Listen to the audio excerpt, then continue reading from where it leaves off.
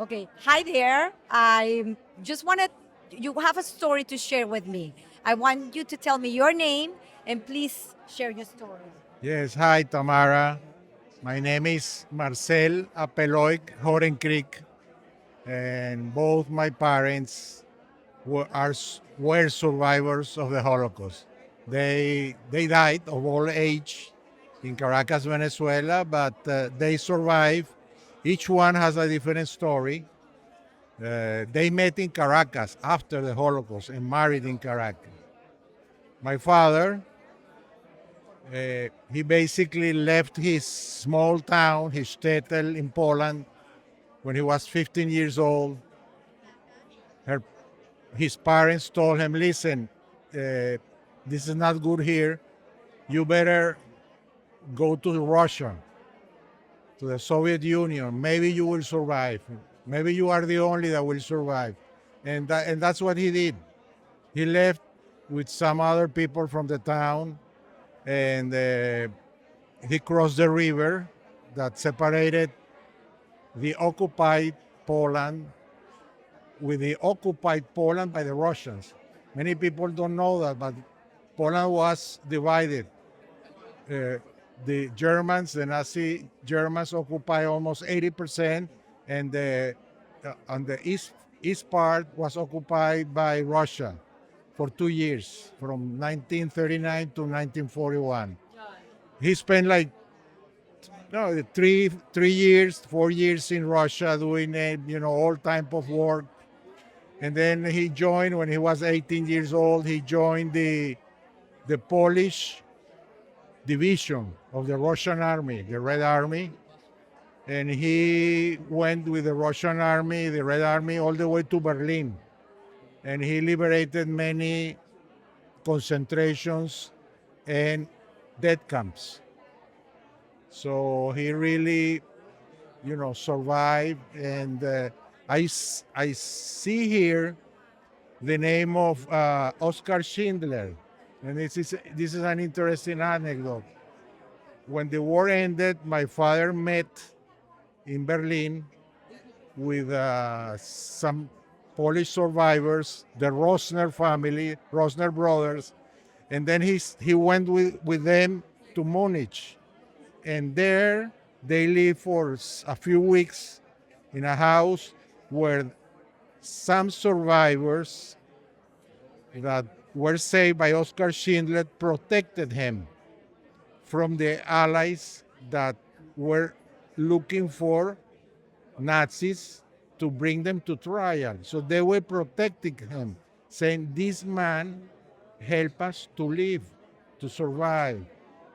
So he met him in 1945, and it's incredible. And he was in Jerusalem when Spielberg convoked all of the survivors to go to his burial site, and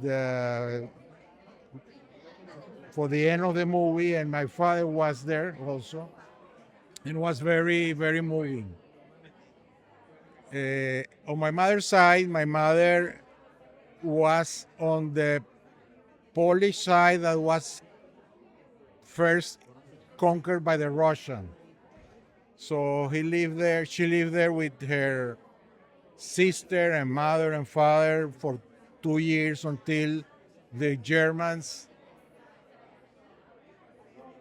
started the invasion to Russia in 1941. And they were concentrated in a small ghetto in the town. But they were able to leave the ghetto because there was a young German soldier that for some reason told them, listen, in a few days we are going to take all of the people that are in the ghetto to a death camp. You have to leave. And they left. They were able to leave the ghetto, and they joined the partisanim, the resistance in the woods of Belarusia. So the message here, I think this is very important, that this happened 80 years ago. But for many people, it's like this is an old story. And even we have today people that deny, they are denials, and they say this never happened. This happened. I'm the son of two survivors. And this never, never, never has to be forgotten.